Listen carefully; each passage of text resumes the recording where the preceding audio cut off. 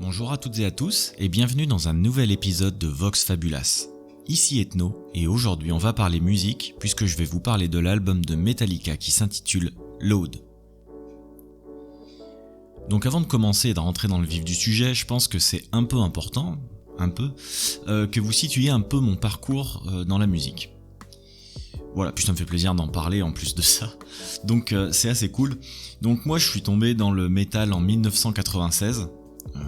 À quelque chose près, j'avais déjà commencé à écouter un peu Nirvana, des trucs comme ça les années d'avant. Et voilà, un jour je suis tombé, j'étais à l'hôpital et ma mère avait décidé de m'acheter, me faire un petit cadeau. Et du coup dans un Hard and Heavy je crois, ou un truc comme ça, j'avais vu un album de Slayer qui s'appelait Divine Intervention, un super album de thrash d'ailleurs au passage. J'avais choisi ça et donc j'avais mis un pied déjà dans le thrash et dans la musique un petit peu plus extrême parce que Slayer, il faut avouer que dans les thèmes, dans l'imagerie et tout ça, c'est un groupe quand même qui marque un petit peu. Sans compter que moi derrière, j'avais déjà attaqué le black, le death, le grind. Donc à ce moment-là, j'ai 13 ans. Je pense que c'est important de le dire aussi, surtout pour la suite en ce qui concerne le fameux concert de Metallica. Bref, ça a été une année importante pour moi, donc avec la découverte de Slayer et du metal extrême, et ça me met aussi un petit peu le pied à l'étrier avec le thrash, parce que bon, à ce moment-là, je me nourris vraiment que limite de metal extrême, et je découvre ce style américain, donc qu'est le thrash. Et vient donc le jour où on me propose d'aller voir Metallica à la Halle. Alors pour moi, Metallica, ça se limitait au Black Album, j'avais jamais vraiment accroché. Mais bon, la fille qui me proposait d'y aller était mignonne et ma soif de concert était énorme parce que bon, je le rappelle, j'avais 13 ans et j'avais jamais fait de concert. Donc voilà, le petit Ethno à 13 ans, il va voir Metallica à la Halle Tony Garnier en 1996 et c'est juste un événement majeur dans sa vie de métalleux, hein. En fait, on peut dire ça comme ça. Pour en revenir à Metallica, donc oui, voilà, le Black Album, mais j'étais plus en recherche de quelque chose d'extrême, et même dans le thrash, hein, je me retournais déjà sur des groupes comme Slayer, aussi du Pantera et des machins comme ça. Donc, comparé au Black Album, qui était quand même assez heavy, assez lourd et assez sombre, on n'était plus tellement déjà à cette époque-là de Metallica dans la rapidité et la vélocité, hein. Les albums les plus rapides du groupe étaient déjà derrière eux, et voilà, ça m'était passé entre les oreilles, sans vraiment me marquer, mais bon, du coup j'y reviendrai après, hein, après le concert, où je suis tombé vraiment dans Metallica. Concernant le dit concert, donc sans surprise, hein, ça a été une claque. La halle était remplie, le son, l'ambiance et surtout voilà mon premier concert, hein. Encore une fois j'avais 13 ans, donc une halle remplie comme ça, je vais pas dire de conneries, donc je préfère rien dire, mais je pense que c'est quand même au moins 10 000, voire même plus, hein. C'était quand même assez impressionnant. La disposition de la scène aussi était assez impressionnante. En fait, c'était vraiment quelque chose de pas banal. C'était une scène circulaire avec des micros aux quatre coins en fait, pour que du coup Hetfield, Hammett et Newsted tournent un petit peu sur les micros pendant le concert. Et le son était juste parfait, la setlist, à vrai dire, je connaissais pas grand chose de Metallica, donc je me suis vraiment éclaté sur les titres les plus anciens, en fait, les plus trash, même si c'était pas le centre du concert, dans la mesure où c'était une tournée de promo, donc je crois que c'était la tournée pour Touring Me, donc la tournée de Load. Donc on avait plus affaire du coup à des titres un peu plus lourds que des titres rapides, mais il y a quand même eu des classiques et des machins comme ça, hein. Donc voilà, ça enchaîne les tubes. Et arrivé à la dernière partie du concert, il y a un mec sur scène qui sort en feu, mais littéralement en feu, hein, d'on ne sait où. Et là, le groupe le regarde, super étonné. Des grandes rampes de lumière, en fait, qui font des étincelles, qui se cassent la gueule. Les lumières s'éteignent. Il y a des gars qui viennent avec des extincteurs pour éteindre le feu sur le Lascar. C'était vraiment, vraiment impressionnant comme truc. Voilà, je voyais vraiment ça encore avec des yeux d'enfant. Je savais pas si c'était de la mise en scène. Et spoiler, c'en était, hein. Ils ont fait ça sur toute la tournée. Donc c'était vraiment un élément central du concert, avec ce type qui sort en feu des coulisses, et donc avec les lumières qui s'éteignent, et il y a des lumières de secours donc qui descendent du haut de la scène en fait, et là ils rallument les lumières, donc ils sont les lumières vraiment avec un truc super intimiste, un éclairage super intimiste, avec donc le groupe réuni autour de Lars Ulrich, et qui vont entamer la dernière partie du set. Donc autant vous dire que je ressors du concert complètement sonné, ébahi, hébété, enfin tous les termes que vous voudrez, bref, grosse patate qui restera gravée à jamais et qui a littéralement changé ma vision de Metallica, et du coup qui m'a fait connaître les albums cultes du groupe. Et voilà, le lendemain je me procure donc Load, qui était l'album de la tournée et qui m'a plus jamais quitté depuis. Et autant vous dire que la nana avec laquelle j'étais, j'en avais littéralement plus rien à faire, parce qu'il n'y avait plus que ce groupe qui comptait pour moi.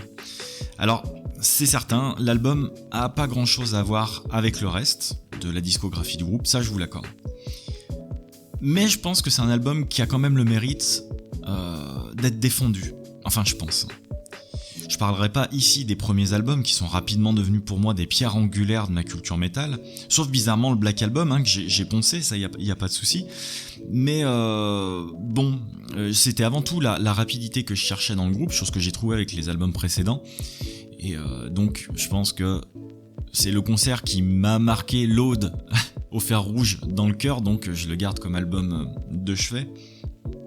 Et ensuite, pour moi, Metallica s'est arrêté avec Saint Anger et j'ai pas suivi après. Donc pour les raisons qu'on connaît, c'est-à-dire que l'absence de solo, les titres à rallonge, voilà. Donc personnellement, c'est pas un tournant que j'ai accepté, c'est le groupe. Donc j'ai lâché sans regret parce que pour moi le meilleur était derrière eux. Même ce qui est sorti après Load, Reload, un peu moins bon à mon sens. Et ce qui concerne Garage Inc, ouais, vraiment très très bon, c'était des reprises.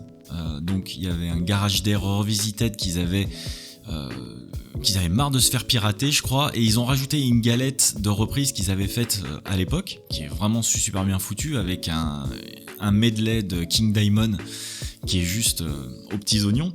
Et donc voilà, moi j'ai lâché après Saint Anger.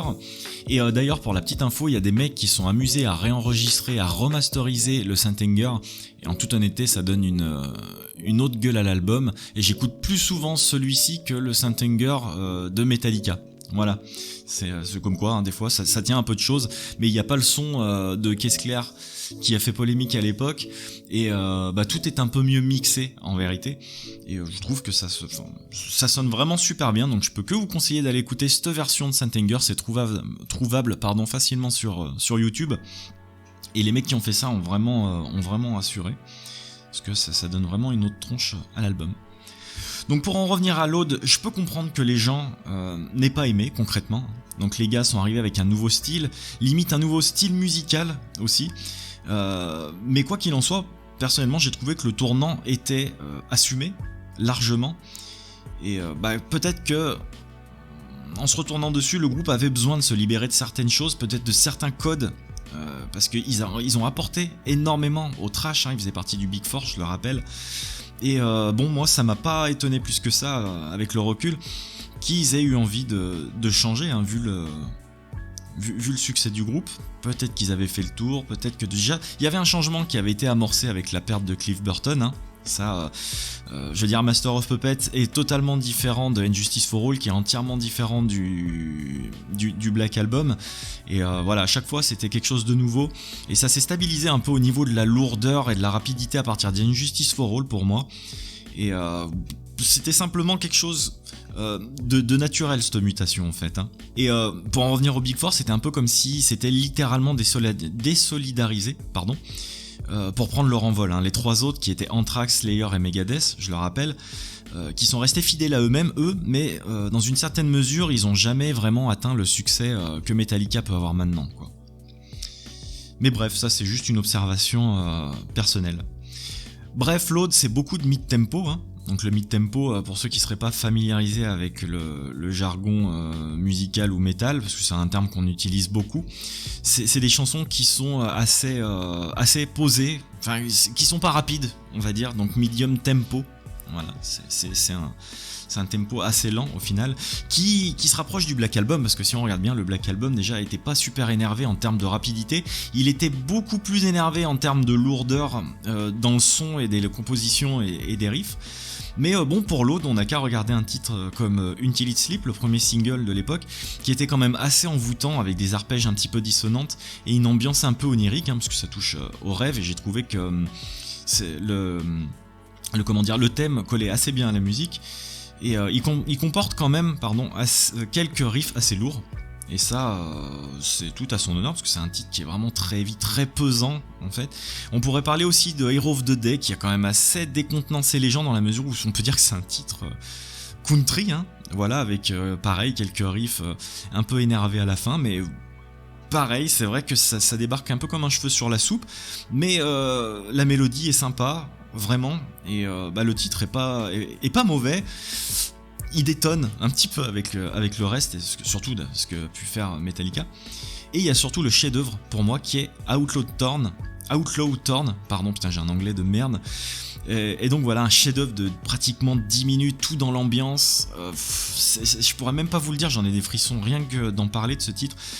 C'est un voyage en fait, c'est un voyage de 9 minutes, un peu dans les tréfonds de la noirceur. Vraiment, c'est pas heavy, c'est quelque chose d'assez flottant, encore une fois. S'il y a un riff central, mais c'est vraiment, ça écrase l'auditeur. Moi, voilà, c'est des frissons. Hein. Donc c'est vrai qu'au niveau expérimentation, pour en revenir plus globalement à l'album, ça se pose là. Hein. Vraiment, il y a des trucs qui n'ont jamais été faits et qui sont vraiment encore totalement différents, mais c'était prévu. Hein. C'est pas comme s'ils nous avaient pas déjà, au niveau de l'image, prévenu qu'il y a quelque chose qui allait changer. Hein. Bon voilà, c'est là. L'album est différent, mais par contre, on peut pas dire que ce soit un mauvais album. C'est pas vrai. C'est pas un mauvais album. C'est un album qui sort des sentiers battus pour ce groupe. Mais voilà, entre tous ces titres qui sonnent différemment, le groupe en n'oublie pas d'être heavy quand même, avec des titres comme The Cure, qui a un riff vraiment purement heavy pour moi, hein, et le titre d'ouverture qui s'appelle Ain't My Bitch, qui pose les bases de l'album. C'est un titre très heavy, mais il y a quand même assez de mélodie dans cet album pour le défendre un petit peu, encore une fois, et c'est un titre qui est vraiment très cool. Alors encore une fois, oui, c'est un album différent des autres, mais en fait je pense qu'il faudrait le prendre comme le groupe nous l'a offert, c'est-à-dire comme quelque chose de différent. Et ça, normalement c'est point à la ligne, en fait, c'est le groupe qui prend la direction qu'il veut, et il s'en est jamais caché, hein, de toute façon. Encore une fois, c'était totalement assumé. Alors pourquoi ne pas le prendre comme ça ? En fait, c'est surtout la question. Surtout, qu'on n'aime pas, la question, elle est vite répondue, comme disait un grand monsieur. Mais le renier à ce point-là, je pense pas. Je pense qu'il mérite quand même d'essayer de fouiller un peu et d'essayer de trouver ce qui a fait Metallica là-dedans, parce qu'il y a du Metallica là-dedans, ça on peut pas, que ce soit la voix d'Hetfield, les solos, les riffs, le riffing est incroyable en fait. Quand on arrive à isoler ça de tout le reste, je suis désolé, le riffing est lourd, le riffing est là, et voilà, c'est un album de Metallica. Donc moi personnellement je suis plutôt du genre à accepter le changement quand les groupes veulent partir dans une nouvelle direction. Et je pense moi qu'avec cet album, le groupe n'a pas fait un album pour les fans, mais il l'a fait avant tout pour lui en fait. Sinon il se serait pas mis en 4 pour arriver avec quelque chose d'aussi différent. Et quand je l'écoute, voilà, l'esprit métal, il est jamais bien loin en fait. Il est fondu dans tout ce son, dans toute cette structure qui diffère des albums précédents, mais il est bien là. Là au détour d'un break, avec un riff complètement appuyé, avec un solo de Kirk Hammett qui sonne comme ce qu'il a fait avant. Le mec a jamais vraiment changé sa ligne directrice en termes de solo en fait. Et surtout avec cette voix reconnaissable entre mille de James Hetfield. Et il y a aussi un truc que j'aimerais défendre. Quand je dis un truc, c'est une personne, c'est Lars Ulrich. Je sais que ce mec-là, moi personnellement, je le porte pas dans mon cœur. Mais je sais qu'il est pas apprécié non plus. Qu'on aime ou qu'on n'aime pas ce batteur, il faut reconnaître qu'on reconnaît son jeu d'office. Ce mec, aussi mauvais qu'on peut le qualifier, il a créé quelque chose, un jeu, une identité, et son jeu, il est jamais autant reconnaissable que sur cet album, je trouve. Et il faut pas oublier un truc non plus, qu'il a composé quasiment tout l'album avec Hetfield, sans oublier ce qu'il a créé auparavant dans Metallica. Il est donc ce qu'il est. Peut être un con, un connard, ce que vous voulez, un mauvais batteur. En attendant, il a créé des albums et il a composé des albums que jamais personne n'a composé en fait. C'est-à-dire des albums mythiques, des albums de légende. Il a participé à tout ça, il a sans doute amené sa pierre à l'édifice. Mais voilà, le renier autant, je comprends pas. C'est-à-dire qu'il y a des batteurs qui sont beaucoup... qui ont beaucoup moins de notoriété en ayant apporté beaucoup moins que ça en fait. Alors je vais reformuler, au contraire, il y a des batteurs qui ont beaucoup plus de notoriété et qui ont apporté beaucoup moins que ça. Si vous voyez ce que je veux dire. Donc oui, le mec est comme il est. Et ouais, comme nous tous, hein, en fait. Je pense qu'on est tous le connard ou le con aux yeux de quelqu'un. Il a fait des choix qui ont peut-être pas été bons dans la carrière de Metallica. En attendant, ce mec, on le reconnaît. En attendant, ce mec, il faut pas longtemps pour reconnaître son jeu. Et voilà. Donc sur Load, il est là et il a composé l'album au même titre que Hetfield et que Hammett. Hein. Alors c'est certainement le cœur qui parle et qui me donne envie de défendre cet album, hein. Ça y a pas, je l'assume. Mais il est certainement plus accessible que les précédents. Mais il est pas avare non plus en mélodie et c'est ça qui est peut-être plus mis en avant, même si le groupe perd en rapidité. Donc il perd en rapidité, mais il gagne en force de composition et en maturité, moi je trouve, en osant explorer des contrées inconnues en fait au groupe, et ils ont osé faire ça, et ça c'était assez audacieux pour le souligner, et pour moi c'est la force de cet album. On pardonne souvent les groupes qui font des écarts, alors pourquoi taper en particulier sur celui-ci quand il essaie des choses en fait? C'est ça.